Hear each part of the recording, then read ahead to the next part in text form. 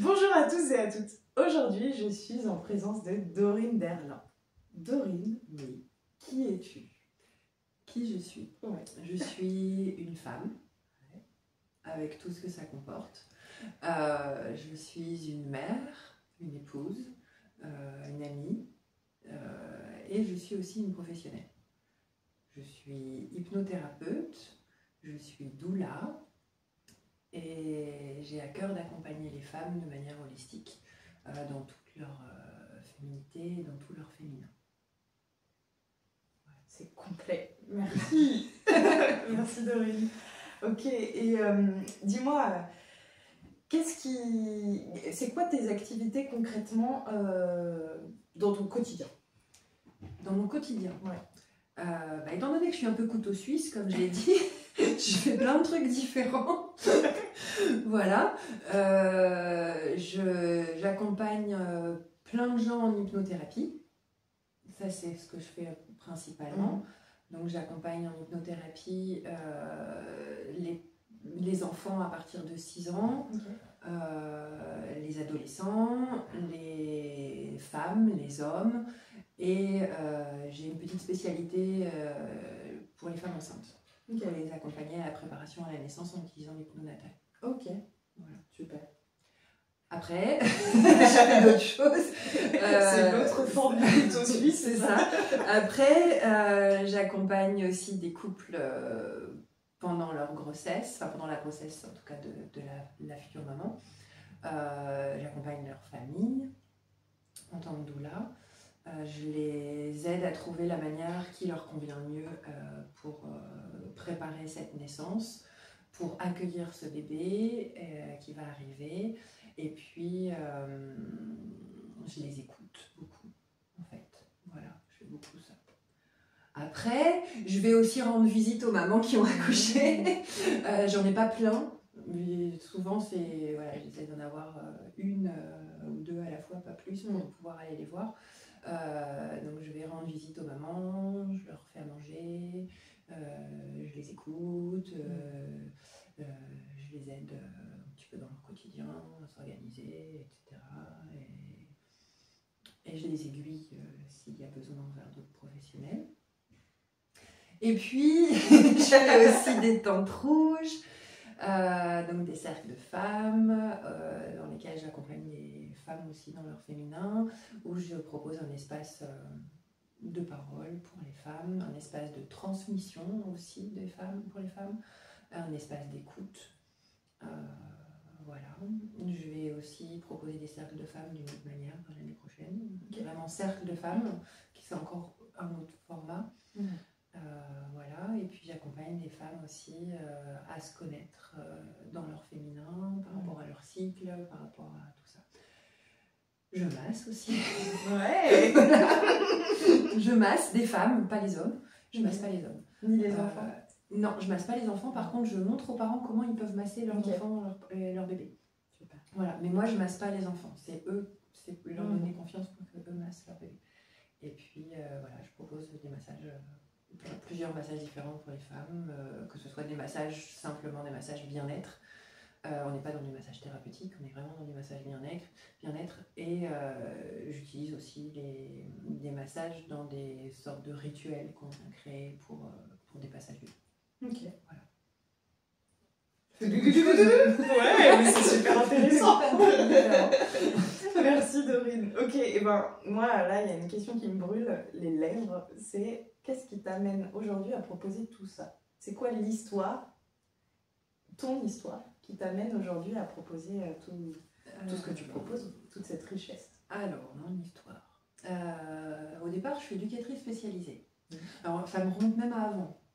Au départ, dans la cour de l'école, j'aidais les copains qui se faisaient embêter. J'étais celle qui était là pour la justice et tout ça. J'ai fait des études de psycho, j'ai arrêté, j'ai fait des études d'éducateur spécialisé, j'ai été éducatrice spécialisée pendant 14 ans. En tant qu'éduc, j'ai travaillé principalement avec des enfants et des adolescents, beaucoup avec les adolescents, et avec leurs familles, pour les accompagner dans leur parentalité. Voilà. Entre-temps, j'ai eu des bébés, moi aussi. J'ai eu un parcours, on va dire, j'ai envie de dire atypique et en même temps pas tant que ça parce que je rencontre plein de mamans qui sont dans le même parcours que moi puisque j'ai dû passer par des FIV, par la PMA. J'ai eu la chance de faire partie des mamans qui avaient une FIV et qui avaient un bébé. Donc ça, c'est plutôt cool. Donc j'ai eu ma première fille. Et puis ensuite, j'ai eu mon petit garçon. Donc, quand j'ai eu ma première fille, ma famille et mes amis vivaient dans le nord, parce que je suis du nord au départ. Et moi, je vivais du côté de Perpignan à ce moment-là. Okay. J'étais assez seule. Voilà. Ensuite, j'ai eu ma deuxième grossesse, deuxième fille, deuxième grossesse. Et c'est pareil, j'étais assez seule aussi, surtout que mon mari, à ce moment-là, était en formation, donc lui, il partait à la semaine, etc. Okay. Donc j'étais assez seule, même si j'avais des amis là-bas à Perpignan, mais c'était pas la famille, les amis. Voilà. Et puis, enceinte de 7 mois, je suis arrivée en Sarthe. Okay. Donc, organiser le déménagement aussi, seule avec les enfants, etc. Enfin, seule. Non, j'avais plein de monde pour le déménagement. Il y avait du monde sur le coup quand même. Mais au départ, pour la préparation, j'étais assez seule. Et puis, je suis arrivée en Sarthe, j'ai mis au monde mon bébé. Ça a été une super naissance. Mon premier accouchement était génial aussi. Mon deuxième accouchement a été encore plus génial, dans le sens où ça a été un accouchement éclair. Et puis là, comme j'ai arrêté d'être éducatrice à ce moment-là pour pouvoir m'occuper de mon bébé, alors j'ai arrêté de travailler à ce moment-là pour m'occuper de mes 2 enfants, j'ai eu envie de me former à l'accompagnement en tant que doula. Donc j'ai fait la formation à l'Institut Doula de France. À ce moment-là, on n'avait pas beaucoup de choix. En fait, il n'y avait pas tant de choses que ça parce que c'était quand même il y a 14 ans. Donc je crois qu'à part l'Institut Doula de France, je ne sais pas s'il y avait déjà autre chose comme organisme qui permettait ça. Donc je me suis formée avec l'Institut Doula de France avec l'idée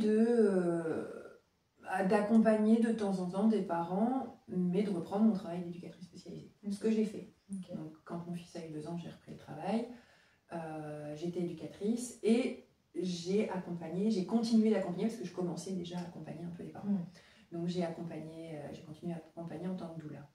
Et puis j'ai eu envie d'avoir à peu près au même moment d'autres outils, d'autres clés pour accompagner les futures mamans. Donc je me suis formée au massage prénatal, postnatal, massage bébé, soins Rebozo. J'ai fait un peu tout ça à peu près dans la même période. Et donc j'avais une association et j'étais éduque, j'étais maman et avec mon asso, je prenais soin des futurs parents et particulièrement des futures mamans. Voilà. Et puis toujours en allant, j'ai eu envie d'avoir des nouveaux outils et donc je me suis formée, j'ai pu tomber sur, je ne sais pas sur quoi d'ailleurs, comment j'ai découvert ça, mais j'ai découvert que Lise Bartoli proposait une formation en hypnonatal et donc je l'ai contactée pour me former en hypnonatal. C'était juste ça que je voulais faire au départ, pour pouvoir avoir un outil supplémentaire pour aider les mamans à se préparer à la naissance. Et en fait, quand j'ai découvert tout ce qu'on pouvait faire avec l'hypnose, j'ai trouvé ça trop fun. Et du coup, j'ai fait les autres formations, mais pour mon plaisir. Et donc j'ai fait d'abord les formations pour les enfants, puisque je travaillais avec des enfants et des ados. Et je trouvais que ça pouvait être sympa pour les miens aussi, d'enfants. Ensuite, j'ai fait la formation sur les émotions, sur la résonance. Voilà, j'ai fait toute la formation que Lise Bartoli propose en hypno-résonance, sauf la fin, puisque j'étais éducatrice et que c'était vraiment pour mon plaisir.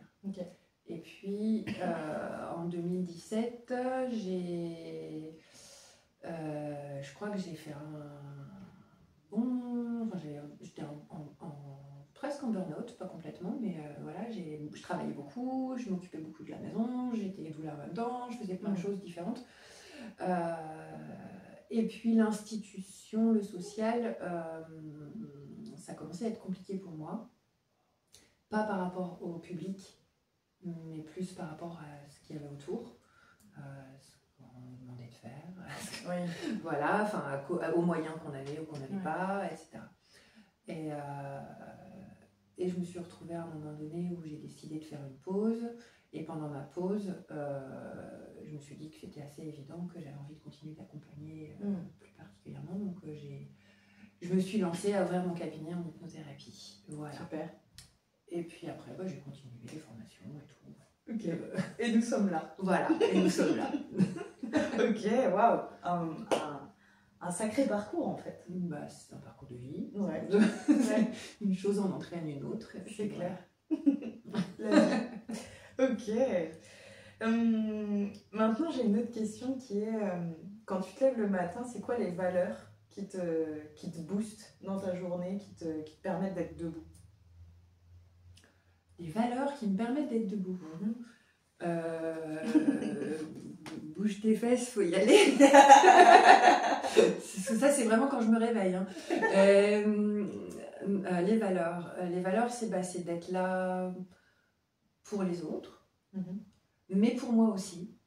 Parce que ça, j'ai appris aussi avec le temps à faire la part des choses entre être là pour les autres et aussi être là pour moi. Mes valeurs, c'est d'être bienveillante, d'être le plus possible, la moins jugeante possible, ce qui n'est pas forcément simple, même quand on a envie. Voilà, donc c'est ça, d'accueillir l'autre comme il est.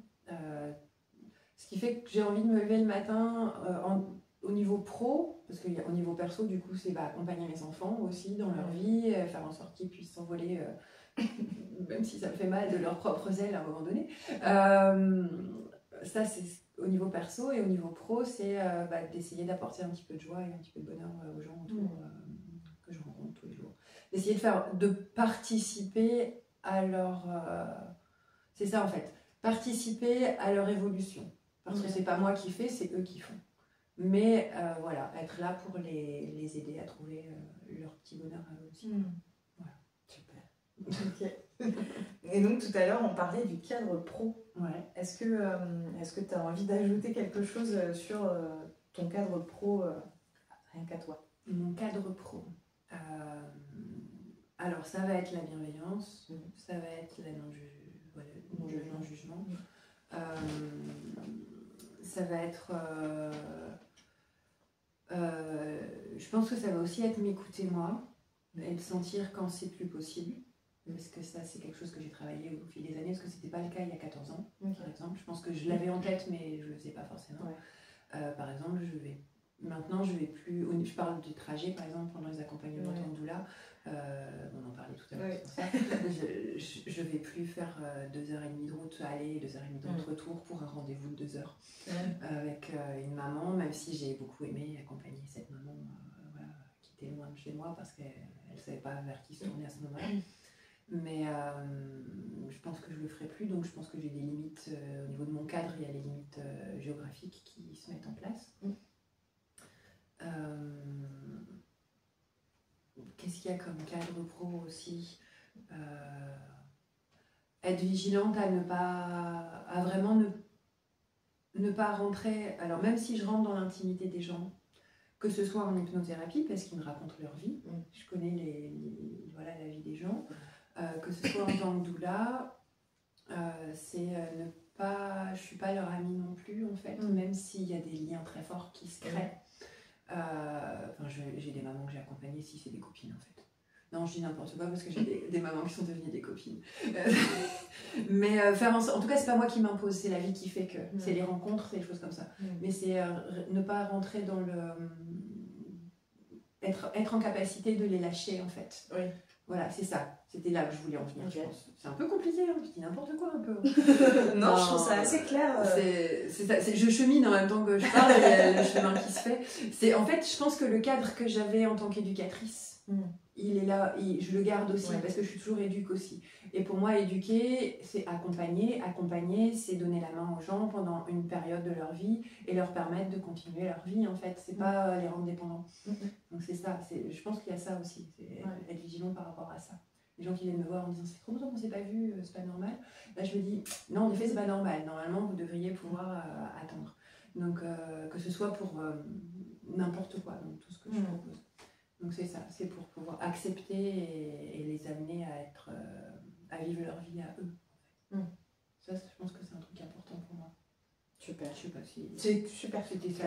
T'attendrais comme question. Je n'ai pas d'attente, j'ai une question et voilà, on s'offre ce temps et ces réponses et c'est vraiment ok pour moi et j'aime entendre en fait la singularité de chaque personne en fait quand j'interviewe. Donc merci, j'adore. Voilà. Ok. Alors, je pars maintenant sur les 5 mises en situation. Ouais. T'es prête? Bah, je crois qu'il faut. Alors, j'ai mes petites notes. Donc, la première mise en situation, c'est voilà, je suis enceinte de 6 mois. Et une personne m'a parlé de l'hypnonatal, l'hypnonaissance. Et je voudrais savoir ce que c'est précisément. D'accord. Comment ça se passe? Voilà. Alors, l'hypnonaissance, je sais pas parce que je fais pas. Moi, je pratique l'hypnonatal. Voilà. Et je pense que c'est pas la même chose. Moi, vraiment, je me suis formée avec Lise Bartoli. Et Lise Bartoli, elle a je sais pas comment on appelle ça. Elle a mis c'est une marque en fait, l'hypnonatal, qu'elle a déposée. Okay. Elle a déposé cette marque-là. Je sais pas si c'est comme ça que ça se dit. Bref, en tout cas, c'est vraiment elle qui a mis en place tout ça. Donc, ma manière d'accompagner, ce sera à la manière de Lise Bartoli, mais avec moi aussi, avec qui je suis. Au début, je faisais vraiment tout comme elle disait. Donc, qu'est-ce que c'est que l'hypnonatal? L'hypnonatal, c'est une méthode qui a été mise en place en utilisant l'hypnose, l'auto-hypnose même, je dirais, parce qu'il y a les séances ici en hypnose où moi je viens guider, et puis il y a aussi la possibilité que les mamans puissent se mettre en auto-hypnose aussi, pour les préparer à la naissance. À la base, c'est en 4 séances, j'arrive pas à faire en 4 séances, parce que comme je suis doula, je n'arrive pas à séparer tout. Et du coup, je fais un peu beaucoup ma doula à la première séance, et où on fait connaissance. Donc moi, avec moi, en tout cas, c'est comme ça. La première séance, on fait connaissance. Oui. On parle, j'écoute le projet des parents, surtout le projet de la maman, mais parce que des fois il y a le papa, mais il n'y a pas toujours le papa en hypnonatal. Je vois vers quoi elles ont envie d'aller, je vois un petit peu aussi ce qui voilà, parce qu'elles peuvent avoir plein d'attentes différentes en fait, donc ça dépend vraiment complètement de ce qu'elles veulent. Ensuite, on va se revoir une deuxième fois, lors de la deuxième séance. C'est une séance où on va vraiment venir dans l'apaisement et donc appréhender l'hypnose, parce que la première séance on parle de l'hypnose, qu'est-ce que c'est que l'hypnose, etc. Aussi. La deuxième séance on va le vivre, qu'est-ce que c'est qu'un état hypnotique, en tout cas un état hypnotique qu'on va rechercher soi-même, parce qu'un état hypnotique c'est quelque chose de naturel qu'on connaît tous déjà tous les jours. Et puis on va aller, donc la première séance, souvent je vais renforcer ou créer, ça dépend de la maman, le lien à bébé. Okay. Il y a des mamans qui ont déjà le lien qui est là, etc. Donc on va aller le renforcer, ce lien, on va aller le visualiser, etc. Et il y a des mamans qui n'en ont pas du tout, qui viennent avec l'idée de j'arrive pas à créer le lien avec mon bébé, je sais pas lui parler dans mon ventre, etc. Okay. Donc voilà, et donc on va aller travailler ça, vraiment le lien à bébé. Pour lui donner confiance en fait dans cette possibilité d'être en lien avec son bébé. Okay. Donc après ça dépendra de l'histoire de chacune. Ensuite on va aller travailler sur les apaisements physiques et psychiques. Donc une autre séance qui va vraiment être basée là-dessus, apaisement physique et psychique. Donc ça va être par exemple, j'ai plein de maux de grossesse en ce moment, j'ai des remontées gastriques, j'ai des crampes, je dors mal, etc. Donc ça on va aller travailler là-dessus pour l'apaisement. Et puis les apaisements psychiques, ça va être travailler les peurs. S'il y a eu déjà des accouchements qui ont peut-être été traumatiques, aller apaiser aussi les émotions qui sont liées à cet accouchement ou ces accouchements précédents. Ça peut être aussi lié à des émotions, apaiser des émotions qui sont liées à une histoire personnelle qui pourrait éventuellement, alors je reste vraiment sur l'idée de la grossesse, de la naissance, de l'accouchement, donc qui pourrait créer un blocage le jour J. Voilà, ça m'est arrivé d'accompagner des femmes par exemple qui avaient été victimes d'attouchement, et donc on peut aller apaiser ce genre de choses pour permettre le jour J d'avoir quand même le corps qui s'ouvre et qui amène le bébé à trouver son chemin, etc. Donc vraiment ça dépend des choses, des gens. Ensuite on a une séance où on va aller travailler le renforcement d'assurance, c'est-à-dire avoir confiance en soi, confiance en son corps de femme, en sa capacité innée de femme de pouvoir mettre au monde un bébé, de pouvoir s'occuper d'un bébé. Voilà, toutes les femmes sont en capacité de mettre au monde leur bébé. Donc on vient vraiment renforcer cette assurance-là, avoir qu'elles aient confiance en elles. Et puis la dernière séance, c'est une séance où j'aime bien que le papa soit là, c'est pas toujours le cas, mais j'aime bien que le papa soit présent aussi, où on va venir voir un petit peu tous les trucs et astuces pour pouvoir apaiser les douleurs, une douleur de l'enfantement, et où on va visualiser, je dis on, mais parce que moi je visualise aussi, mais où la maman va visualiser son accouchement idéal. En sachant bien sûr, c'est pas forcément parce qu'elle le visualise qu'elle va vivre comme ça, mais en tout cas l'accouchement idéal. Pour permettre à l'inconscient de mettre en place tout ce qu'il faut pour pouvoir lui permettre d'accéder à ce qu'elle souhaite vraiment. Voilà. Et donc je vais utiliser le papa et pour les trucs et astuces pour aider la maman dans les douleurs. Souvent je fais un peu ma douleur aussi à ce moment-là, je lui demande des trucs autres. Et puis je vais utiliser aussi le contact du père. Et quand je dis le père, ça peut être la deuxième maman aussi, d'ailleurs, parce que j'accompagne aussi des couples de femmes. Voilà.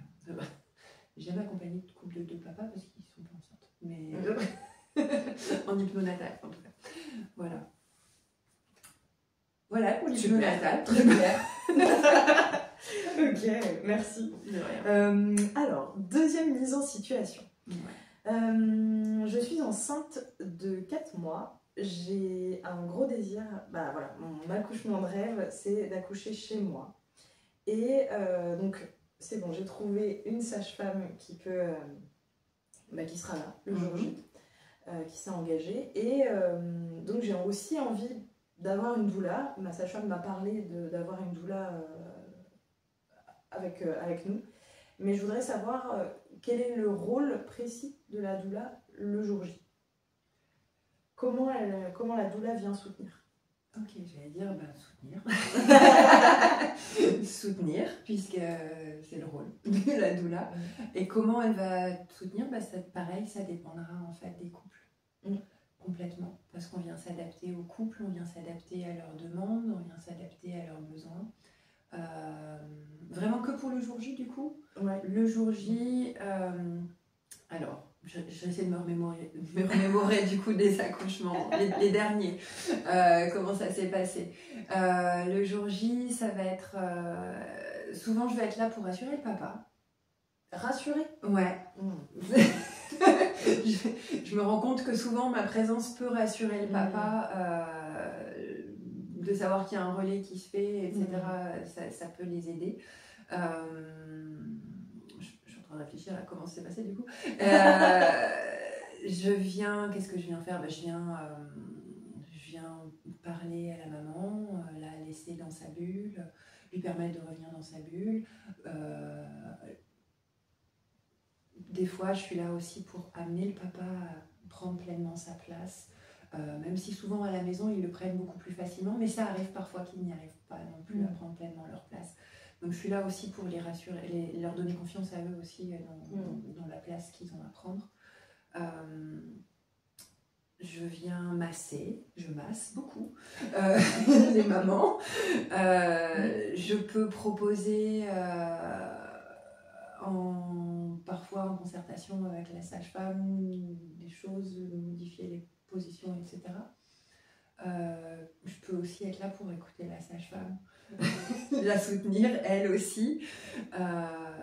Voilà, des fois je suis là et je m'occupe des autres enfants, parce qu'il y a des aînés qui peuvent être là, et donc je peux aussi être là pour écouter les enfants, les rassurer aussi des fois sur ce qui se passe, etc. Jouer avec eux, les prendre dans les bras, voilà. Qu'est-ce que je peux faire encore pour soutenir? Je viens encourager, je viens rappeler des fois les étapes de la naissance, genre moment du sommet ou phase de désespérance, ce genre de choses où je peux lui rappeler. Rappelle-toi que c'est normal, que quand tu arrives là. Et puis des fois, je suis juste là, en fait, et c'est tout. Et je fais rien. Et voilà. Et je suis juste là et je fais rien et j'écoute. Et ça leur suffit. Donc ça dépendra complètement des parents et des mamans. Et voilà. Je pense que j'ai oublié des trucs, mais voilà, grosso modo, c'est un peu comme ça que ça se passe. Ça dépend vraiment. Merci. De rien. Ok, maintenant on passe à la troisième mise en situation. qui est... Donc voilà, je suis en postpartum. Mon bébé est né il y a quelques semaines et j'ai découvert ce qu'était le métier de doula. Mais alors concrètement, comment ça se passe quand tu viens chez moi? Si tu viens chez moi. Alors, en postpartum, oui, je viens quand même. C'est pas les mamans qui viennent me voir. Comment ça... on boit un coup, une petite tisane, on mange un truc, voilà. Souvent, je ramène à manger aussi. Je dis on boit un coup, mais en fait, souvent je viens avec des choses à manger pour qu'ils n'aient pas à se soucier de ce qu'ils ont à faire à manger le soir même, et des fois les jours suivants. Comment ça se passe? J'écoute, en fait. Donc ça va se passer en fonction de la maman aussi, toujours. Et du papa, parce que des fois j'écoute le papa aussi. Je peux venir masser, je peux venir rassurer sur les capacités à s'occuper de ce bébé. J'amène les parents à se faire confiance, à s'écouter eux et pas écouter tout le monde. Souvent j'ai ce discours-là. Comment ça se passe? Ouais, je peux venir masser la maman en fonction des endroits où ça peut être douloureux. Je peux venir aussi, si elle le souhaite, regarder comment se passe l'allaitement. Ça dépend, parce que je pense à ça, parce que j'ai eu des mamans cette année qui avaient... voilà, l'allaitement, c'était pas forcément... ça n'a pas toujours été hyper fluide. Donc je peux aussi, moi, écouter, voir et proposer peut-être d'aller rencontrer ou pas. Dire, bah oui, là, peut-être, il faut aller voir une sage-femme, une consultante en lactation, ou une puère consultante en lactation, voilà. Ou alors, non, t'inquiète pas, là, vraiment, c'est bon, en fait, t'as pas besoin de te poser de questions et tout va bien, et voilà. Ça, c'est aussi possible, bien sûr. Comment ça se passe, ça dépend vraiment complètement. Ouais. Des fois, je fais du ménage. Ça m'est arrivé, là, il y a quelques temps. Le papa, la maman étaient crevés, et je leur ai dit, allez vous coucher. Et puis je me suis occupée de bébé pendant que je faisais le ménage, que je faisais la vaisselle, que je faisais tout ça. Et puis quand ils se sont réveillés, ils avaient une maison un peu plus propre, un peu plus rangée. Et puis forcément, c'est moi qui les ai réveillés parce que bébé voulait manger. Mais en tout cas, voilà, ils ont eu 2 heures de sommeil pendant que moi je préparais un petit peu. Voilà, ça peut être ça aussi. Donc ça dépend complètement de la maman, du papa, leurs besoins. Merci. De rien. Ok. Bon, maintenant, on passe à la 4e mise en situation. Voilà, j'ai une copine qui m'a invitée à une de tes tentes rouges. Mais alors, je me demande ce que c'est. Je vais encore une fois dire, ça dépend. Alors, c'est quoi une tente rouge? Une tente rouge, c'est qu'on peut appeler un cercle de femmes. Okay. Après, moi, je fais maintenant la différence que je te disais tout à l'heure. Je vais proposer 2 formats différents. La tente rouge, c'est un espace dédié aux femmes en toute intimité où on va boire un coup et manger des trucs aussi. On boit des tisanes aussi, on mange du chocolat et des fruits secs et des fois d'autres trucs. Voilà, parce que c'est bien aussi d'être dans le réconfort. Et c'est un espace où les femmes peuvent déposer tout ce qu'elles ont à déposer en sachant qu'elles seront écoutées, qu'elles ne seront pas jugées, qu'elles peuvent dire absolument tout, parce qu'il n'y a pas de tabou dans une tente rouge, on peut tout déposer, et en sachant qu'on ne va pas leur donner de conseils. Voilà. Une tente rouge, c'est un endroit où on peut aussi être là pour écouter les autres, simplement, et recevoir ce que les autres ont à transmettre de leur histoire de vie. Une tente rouge, c'est un endroit où on peut justement transmettre son histoire de vie et même s'il y a des choses qui résonnent chez nous, venir dire ce que ça vient résonner chez nous, mais en parlant de nous et pas en disant il faudrait faire ci, il faudrait faire ça, mais juste ça. Juste dire voilà, moi ça me fait penser à ce que j'ai vécu, etc. Une tente rouge, c'est un endroit où des fois on chante, des fois on pleure, des fois on se prend dans les bras, des fois on éclate de rire, des fois on rit. Voilà, en fait il peut se passer plein de choses, que ça va dépendre des femmes qui sont là. Donc, c'est compliqué de dire exactement. Il faut venir et une tente rouge. Oui. Parce que c'est une tente rouge. Quelle bonne Voilà. idée. Bah voilà. Ok, maintenant que je sais, c'est bon. Ok. Bon, bah alors, dernière mise en situation, la 5e mise en situation. Donc, ma femme est en postpartum. Elle m'a parlé d'un soin Rebozo que tu proposais. Ouais. J'aimerais lui offrir, mais avant de lui offrir, j'aimerais au moins que tu me dises ce que c'est.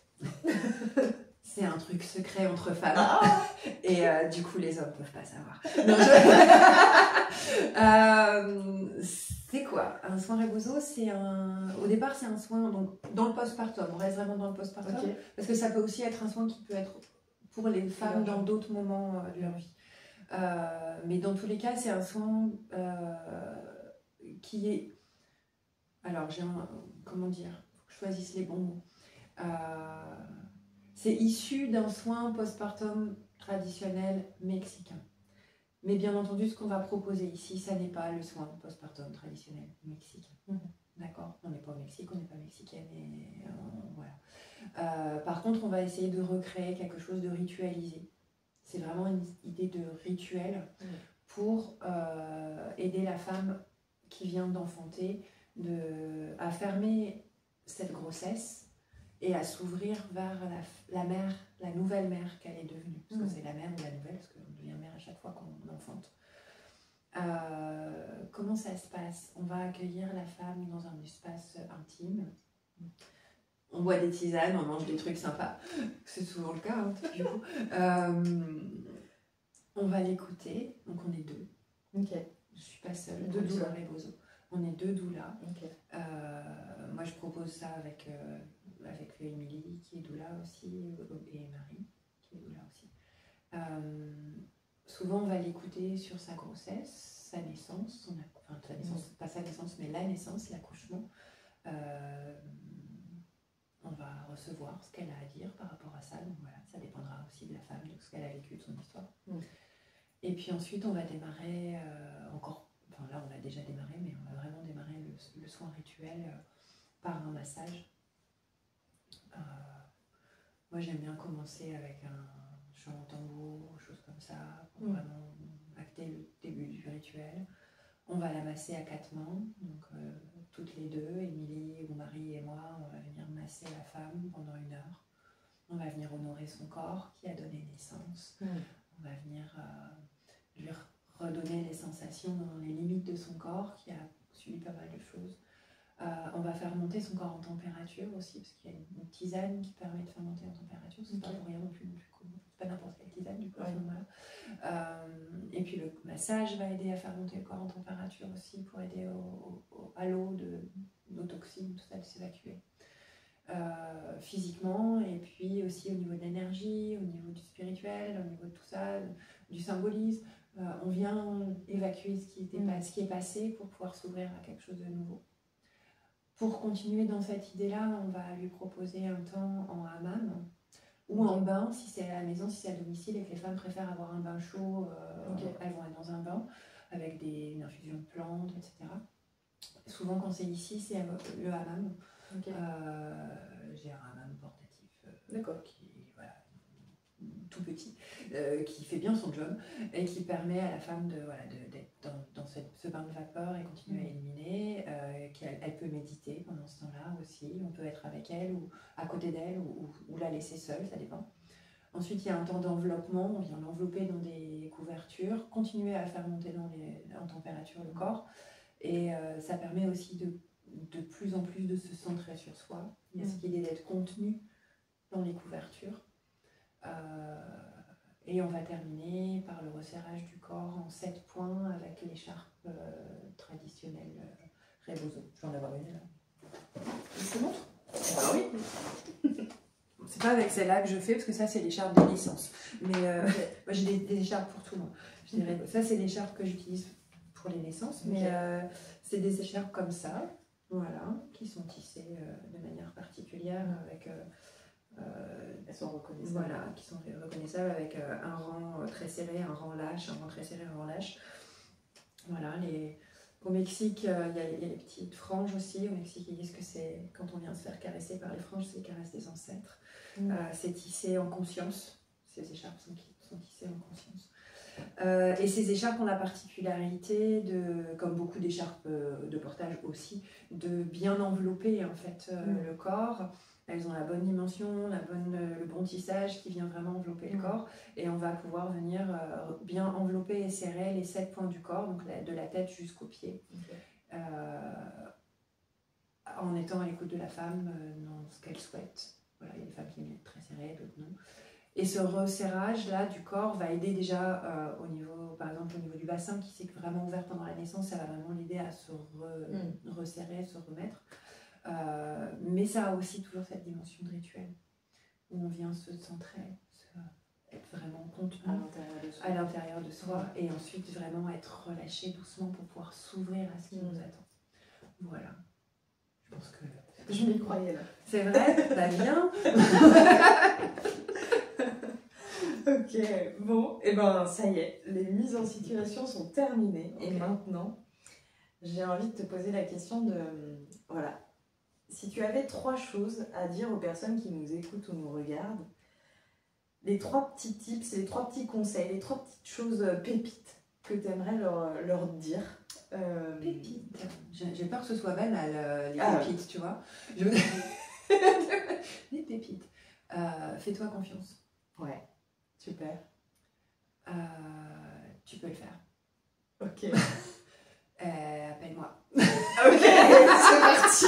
Et ben, c'est une super transition pour moi parce que là, je te demande où est-ce qu'on te retrouve, comment on te retrouve. On tape Dorine Derlin sur Google et en général on trouve facilement. Je pense que c'est... Non mais c'est vrai, hein, je pense qu'on trouve facilement, que ce soit pour l'hypnose, que ce soit pour les accompagnements doula, pour les accompagnements de la femme. J'ai une page Facebook, mais je suis absolument pas douée dans les réseaux sociaux, donc ma page Facebook elle est pas souvent alimentée. Mais quand je fais des événements, j'essaie de les mettre dessus, pour les tentes rouges par exemple, ou des cercles de femmes. Les cercles de femmes qui vont être plus des cercles rituels, on va vraiment être dans quelque chose de plus ritualisé, où on va fabriquer des choses, on va être encore dans autre chose. Il y a la parole, mais il y a aussi le faire, etc.